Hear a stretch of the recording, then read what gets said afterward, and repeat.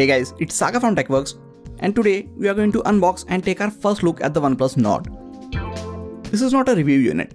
I have purchased it myself, so this is the actual retail box of the phone. Now Amazon was going to take too long to deliver my phone, so I went to the OnePlus Experience Store in Pune and got it from there. It was nice to run into Harsh from Technolobe at the OnePlus store. Normally I unbox these phones in the studio, but the guys at the OnePlus store wanted everyone to unbox and activate their phones before leaving the store. This is to discourage people from selling sealed phones in the grey market. Fortunately, I had my camera with me, so I shot the unboxing video for Harsh and then he did the same for me. If you want to watch his coverage of this phone, I will leave a link to his channel in the description section. Alright, let's get back to the OnePlus Nord. I like how the box looks and feels. It is matte black with a lot of Nord branding on the top, and the blue accents around the middle of the box gives it a different look. I went with the grey onyx color, and this is the 8GB RAM variant with 128GB of storage. I got this one for 27,999 rupees. The 12GB RAM and 256GB storage variant comes at 29,999 rupees, and the most affordable one with 6GB RAM and 64GB storage will be priced at 24,999 rupees. It is supposed to go on sale sometime in September. OnePlus can actually delay that one as much as they want, and I have a feeling they will. That one is just included, so OnePlus can brag about launching the Nord in under 25,000 rupees. Before we get to the unboxing, if you are new to this channel, please make sure to hit the subscribe button and the bell icon next to it. That way, YouTube will make sure you are notified as a new video goes live on this channel. Now let me tear off the plastic and get inside the box. The phone is sitting at the top to greet us. This is that grey onyx color. Let me remove the protective plastic and the sticker from the back. I really like how this onyx black color looks. It definitely looks more classy than the blue one.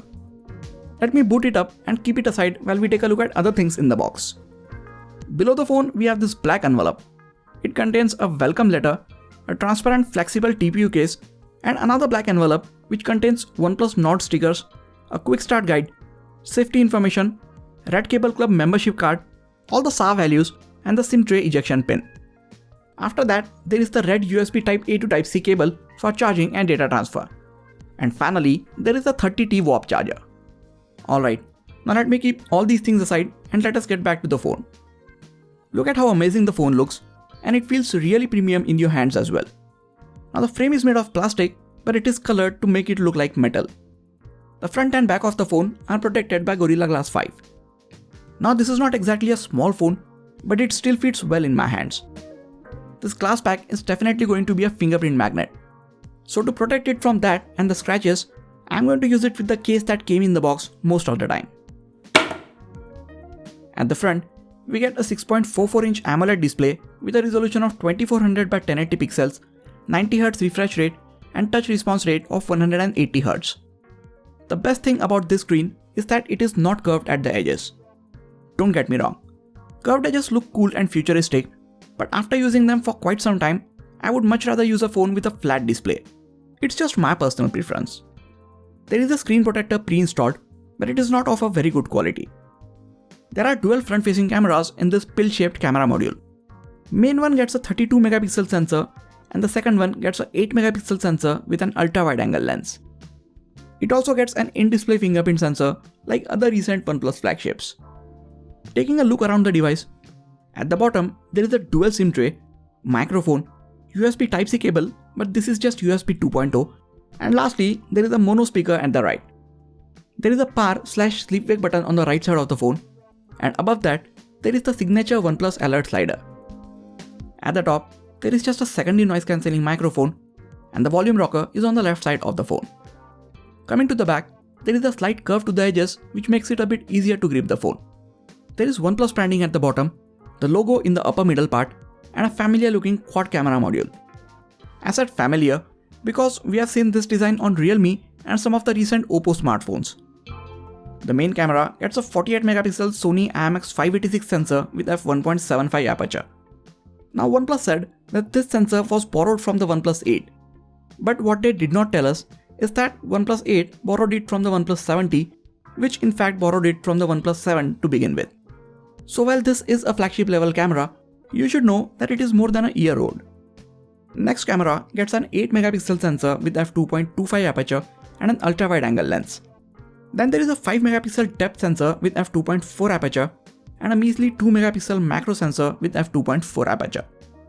While the main camera is the same as the one from the OnePlus 8, we will have to see how the processor and the ISP on this phone handle these images. Speaking of the processor, OnePlus Nord comes with a Snapdragon 765G processor and it is coupled with Adreno 720 GPU. This is a mid-range processor, but it has support for 5G connectivity. You can choose between 6, 8 and 12 GB of LPDDR4X RAM and 64, 128 or 256 GB of UFS 2.1 storage. There is a 4115 mAh battery inside, and thanks to the 30T charger, it can be juiced up pretty fast. So with the Nord, it seems that OnePlus has settled on the processor, RAM and storage front. We already know that the processor is not top of the line, but the RAM and storage are also not as fast as the ones that OnePlus has been using on their recent phones. Now what the Nord does share with its bigger brothers is the operating system.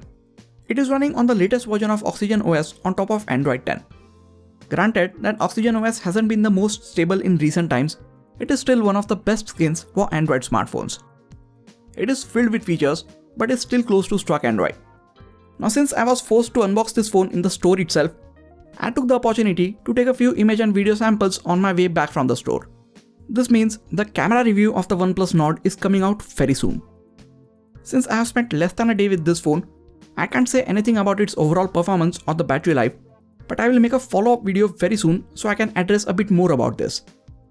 What I can tell you now is that this phone looks and feels very premium. Although it is thicker and heavier than the OnePlus 8, it fits really well in my hands, and thanks to the warp charger, it juices up pretty quickly. At a starting price of 24,999 rupees, OnePlus Nord is one of the best smartphones out there. But you should also keep an eye on others like the Realme X3 or X3 Super Zoom, last year's Redmi K20 Pro or even the OnePlus 7T. If you are looking to get a new phone and have a budget of close to 30,000 rupees, which one of these would you pick? Let me know in the comments. If you pick the OnePlus Nord and want to purchase it, I will really appreciate if you get it from the affiliate links in the description section. Until I use this phone for some more time, that is it for this video guys. Please hit the like button if you enjoyed this video and subscribe to our channel for more quality tech videos like this. You can also check out some of the other videos from this channel. This has been Sagar and I'll catch you guys in the next video. Take care.